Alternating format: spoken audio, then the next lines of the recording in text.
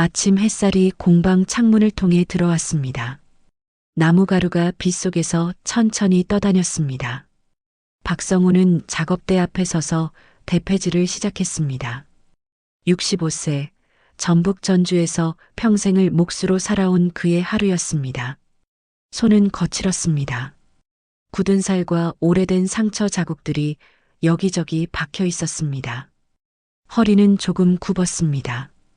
40년 넘게 나무를 다뤄온 세월의 흔적이었습니다. 오늘은 이 서랍장을 마무리해야지. 혼잣말을 하며 나무 표면을 쓰다듬었습니다. 매끄러웠습니다.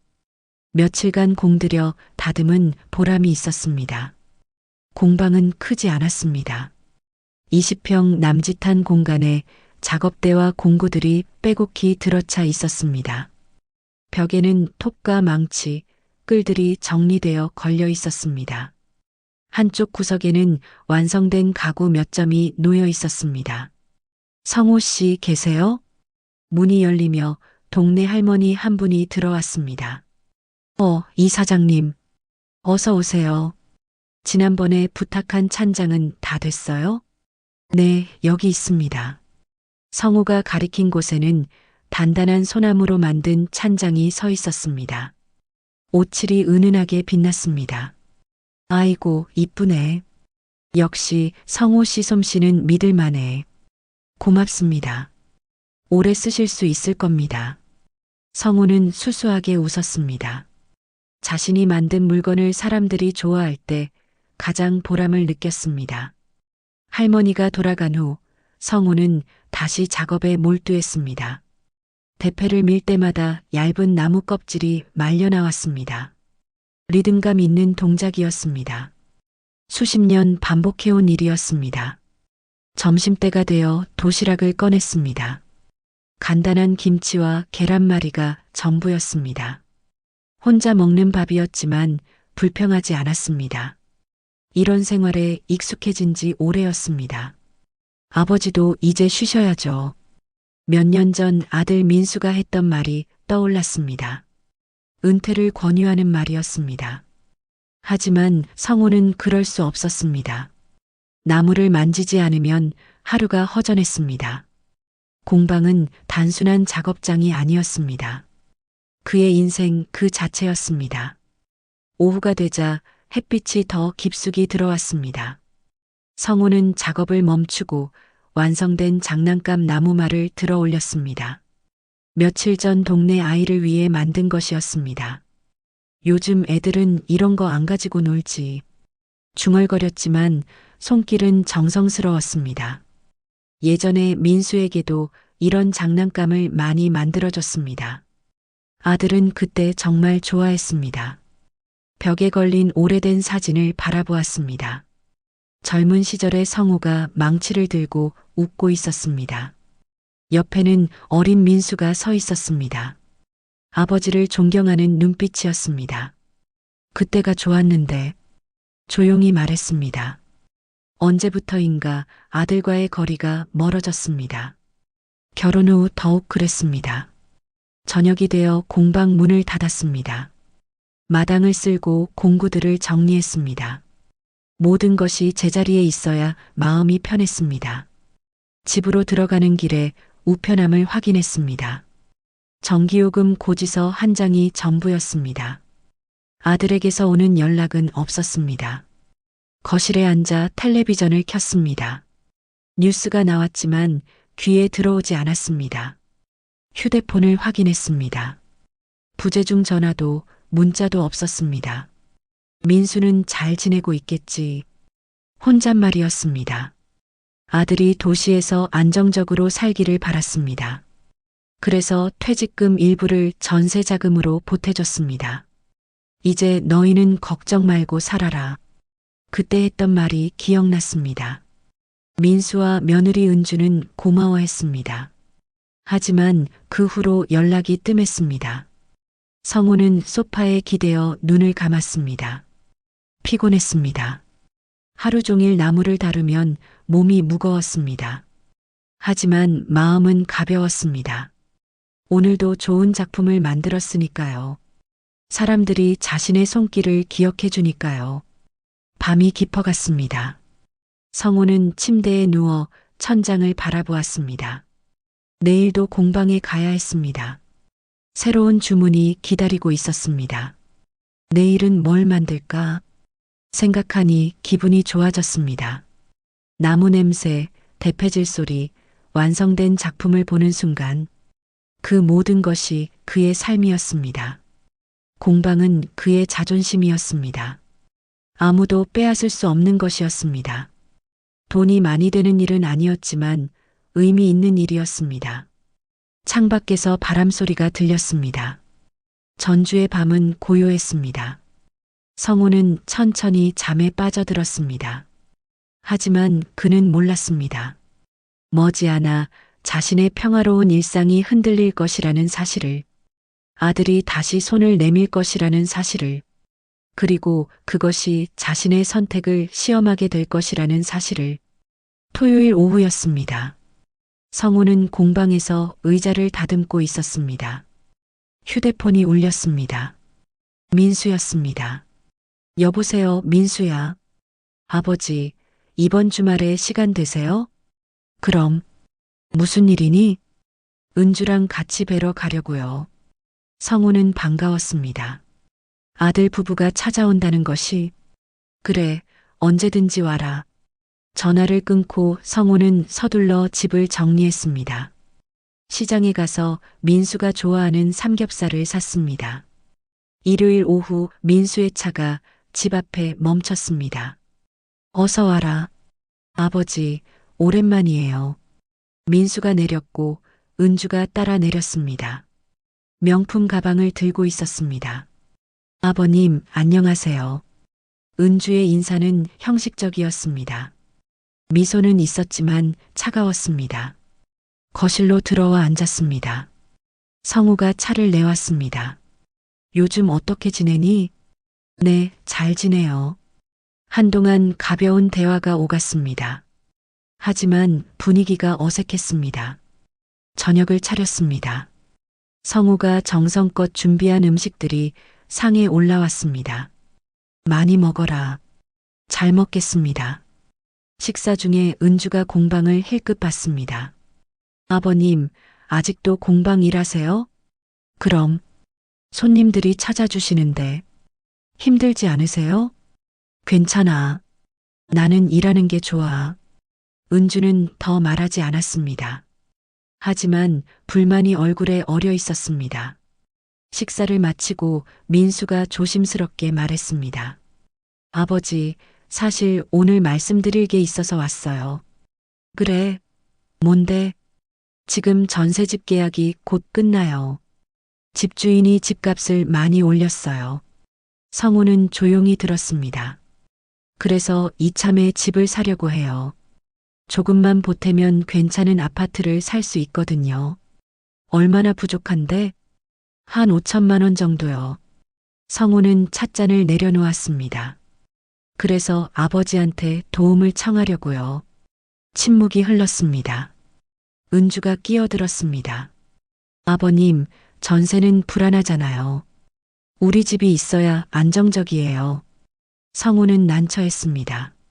퇴직금으로 이미 한 번 도와줬습니다. 민수야, 아버지가 지난번에 많이 썼단다. 지금은 여유가. 알아요, 아버지. 민수의 목소리가 작아졌습니다. 은주가 다시 말했습니다.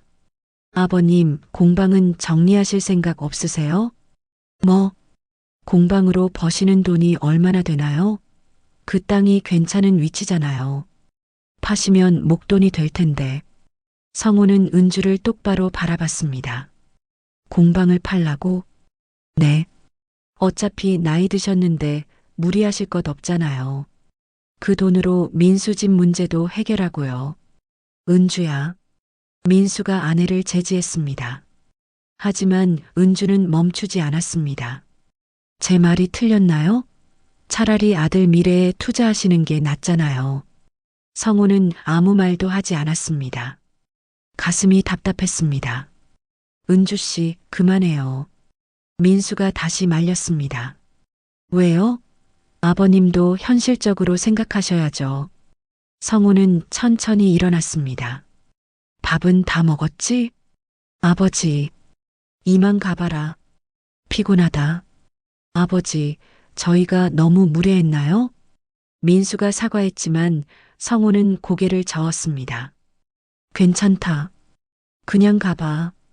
은주는 불만스러운 표정이었습니다. 민수가 아버지 손을 잡으려 했지만 성우는 손을 빼었습니다. 조심해서 가거라. 부부가 나간 후 성우는 거실에 혼자 앉아 있었습니다. 텅 빈 집이 쓸쓸했습니다. 창밖으로 공방이 보였습니다. 40년 넘게 지켜온 곳이었습니다. 그곳에서 민수의 장난감도 만들었고 동네 사람들의 가구도 만들었습니다. 공방을 팔라고 중얼거렸습니다. 가슴이 아팠습니다. 며느리의 말이 계속 맴돌았습니다. 아들 미래에 투자. 그 말이 귓가에서 떠나지 않았습니다. 밤이 깊었습니다. 성우는 잠들지 못하고 뒤척였습니다. 아들을 도와주고 싶은 마음과 공방을 지키고 싶은 마음이 충돌했습니다. 내가 이기적인 건가? 혼잣말했습니다. 하지만 대답은 없었습니다. 새벽이 되어서야 겨우 잠이 들었습니다. 꿈속에서 젊은 시절의 자신이 망치를 들고 있었습니다. 옆에는 어린 민수가 웃고 있었습니다. 행복한 시절이었습니다. 아침에 눈을 떴을 때 성우는 마음을 정리했습니다. 무엇을 선택해야 할지는 아직 몰랐습니다. 하지만 한 가지는 분명했습니다. 이번만큼은 자신의 마음에 솔직해지겠다고. 일주일이 지났습니다. 성우는 공방에서 일했지만 마음이 편치 않았습니다. 민수와의 대화가 계속 떠올랐습니다. 목요일 저녁 다시 전화가 왔습니다. 아버지, 한 번만 더 생각해 주실 수 없을까요? 민수야. 집주인이 계약 연장을 거절했어요. 2달 안에 나가야 해요. 목소리가 절박했습니다. 성우는 가슴이 아팠습니다. 이번 주말에 다시 뵐 수 있을까요? 은주도 사과하고 싶대요. 성우는 망설이다 대답했습니다. 그래 와라. 토요일 오후 민수 부부가 다시 왔습니다. 과일 상자를 들고 왔습니다. 아버님, 지난번엔 죄송했어요. 은주가 고개를 숙였습니다. 하지만 눈빛은 차갔습니다. 민수가 서류를 꺼냈습니다. 아버지, 이게 저희가 보는 아파트예요. 좋은 곳이네. 네, 여기서 안정적으로 살 수 있어요. 은주가 말했습니다. 아버님, 저희 욕심 부리는 거 아니에요. 그냥 안정된 삶을 살고 싶은 거예요. 안다. 공방 땅을 팔면 아버님도 편하실 거예요. 저희 아파트 근처에 작은 집 얻어드리면 되잖아요. 성우는 고개를 들었습니다. 내가 왜 너희 근처로 가야 하지? 혼자 사시기 힘드시잖아요. 나는 여기가 좋다. 침묵이 흘렀습니다. 은주의 얼굴이 굳어졌습니다. 아버님, 솔직히 말씀드릴게요. 공방으로 한 달에 100만 원도 못 버시잖아요. 돈이 문제가 아니야. 그럼 뭐가 문제예요? 아들이 집 없이 떠도는데 도와주셔야 하는 거 아닌가요? 성우는 은주를 바라봤습니다. 너희가 지금 나한테 뭘 요구하는 거니? 도움을 요청하는 거죠. 은주 씨, 그만하세요. 민수가 말렸지만 은주는 계속했습니다. 저도 참았어요. 공방 냄새나는 옷도, 손톱에 낀 나무 가루도. 하지만 이젠 정말 도와주셔야죠. 창피했구나. 내 시아버지가. 성우의 목소리는 낮았지만 단호했습니다. 그런 뜻이 아니에요. 아니야.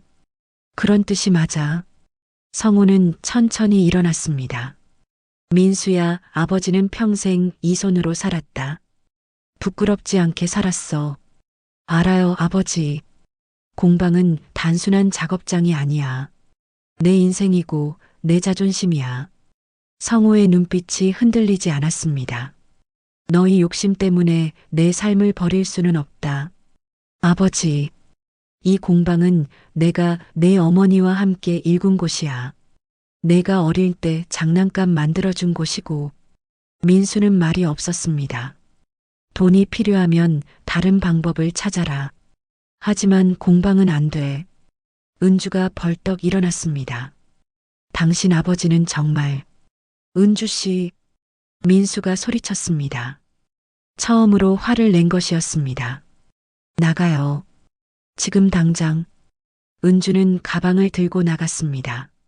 민수가 아버지를 돌아봤습니다. 아버지, 죄송해요. 가봐라. 정말 죄송합니다. 민수의 눈에 눈물이 맺혔습니다. 부부가 떠난 후 성우는 공방으로 걸어갔습니다. 문을 열자 나무 냄새가 코를 찔렀습니다. 익숙하고 따뜻한 냄새였습니다. 작업대에 손을 얹었습니다. 수십 년 자신의 손때가 묻은 곳이었습니다. 내가 틀린 건가? 중얼거렸습니다. 하지만 후회는 없었습니다. 벽에 걸린 공구들을 바라봤습니다. 하나하나가 추억이었습니다. 이곳은 내가 지켜야 해. 확신에 찬 목소리였습니다. 밤이 되었습니다. 성우는 공방 의자에 앉아 밤하늘을 바라봤습니다. 별이 많았습니다. 민수와의 관계는 더 멀어질 것입니다. 하지만 어쩔 수 없었습니다. 민수야, 미안하다. 작게 중얼거렸습니다. 하지만 결심은 흔들리지 않았습니다. 아침 햇살이 들어오기 시작했습니다. 성우는 천천히 일어나 작업대로 향했습니다. 오늘도 일을 해야 했습니다. 그게 자신이 사는 방법이었습니다. 대패를 들었습니다. 손에 익은 무게였습니다. 나무를 향해 대패를 밀기 시작했습니다. 앞으로 어떻게 될지 몰랐습니다. 민수가 돌아올지, 영영 연락이 끊길지. 하지만 지금 이 순간 성우는 자신의 선택을 믿었습니다. 3년이 흘렀습니다. 성우는 여전히 공방을 지켰습니다. 민수와는 연락이 끊겼습니다. 괜찮아. 내 선택이었으니까. 혼잣말을 했지만 허전했습니다. 가을 어느 날 공방 문이 열렸습니다. 민수였습니다. 성우는 대패질을 멈추고 아들을 바라봤습니다. 민수는 수척해져 있었습니다. 아버지, 들어와라. 민수가 천천히 들어왔습니다. 앉아. 민수가 작업대 옆 의자에 앉았습니다. 침묵이 흘렀습니다. 어떻게 지냈니? 아버지, 저 모든 걸 잃었어요. 민수의 목소리가 떨렸습니다. 은주가 사업을 시작했어요. 아파트 담보 대출 받아서요. 사업은 실패했고 은주는 친정으로 돌아갔어요. 그랬구나. 아파트도 경매로 넘어갔어요. 지금은 고시원에 살아요. 민수의 눈에서 눈물이 흘렀습니다. 아버지, 제가 정말 어리석었어요. 3년 전에 했던 말들. 정말 죄송해요. 성우는 아들의 어깨에 손을 얹었습니다. 사람은 실수할 수 있어. 중요한 건 깨닫는 거야. 저를 받아주실 수 있나요? 너는 내 아들이잖니. 성우의 목소리는 단호했습니다. 여기 공방에서 일 좀 도와줄래? 혼자 하기엔 버거워. 네, 아버지. 제가 도와드릴게요. 그날부터 민수는 공방에 나왔습니다. 처음에는 서툴렀습니다. 천천히 해. 나무는 급하게 다루면 안 돼. 성우가 옆에서 지도했습니다. 민수는 땀을 흘리며 일했습니다. 손에 물집이 잡혔습니다. 하지만 불평하지 않았습니다. 아버지는 평생 이렇게 일하셨구나. 그래. 힘들지만 보람 있어. 어느 날 민수가 작은 의자를 완성했습니다. 아버지, 이거 봐주세요. 성우가 의자를 살펴봤습니다. 서툴렀지만 정성이 느껴졌습니다. 잘했어. 내 첫 작품이네. 민수는 기뻐했습니다.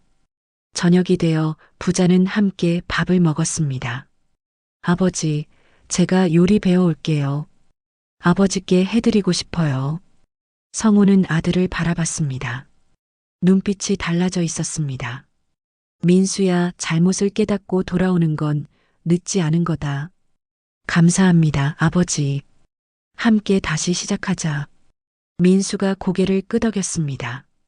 며칠 후 동네 할머니가 공방에 왔습니다. 성우 씨, 요즘 일손이 늘었네요? 네, 제 아들이에요. 아, 아드님이 돌아오셨구나. 잘 됐네. 할머니가 돌아간 후 민수가 말했습니다. 동네 사람들이 아버지를 정말 좋아하시네요. 오래 살다 보니. 아니에요.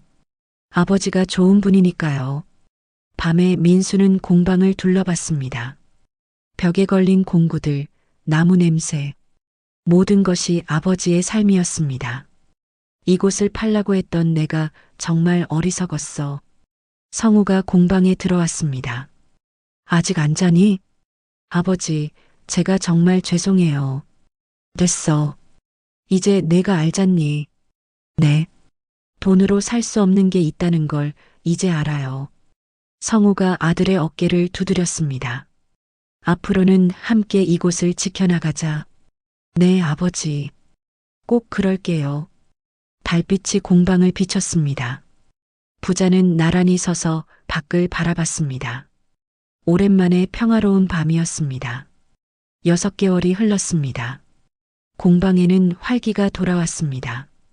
부자가 함께 일하는 모습이 자연스러워졌습니다. 아버지, 이 서랍장 확인해 주세요. 민수가 며칠간 공들인 작품이었습니다. 성우가 꼼꼼히 살펴봤습니다. 좋아. 많이 늘었구나. 아버지 덕분이에요. 민수는 달랐습니다. 손톱 밑에는 나무가루가 끼어 있었습니다. 얼굴에는 땀이 맺혀 있었습니다. 하지만 표정은 편안했습니다. 점심시간 민수가 준비한 된장찌개와 밥을 먹었습니다. 요리 실력이 늘었네. 매일 연습했어요. 함께 밥을 먹으며 대화를 나누었습니다.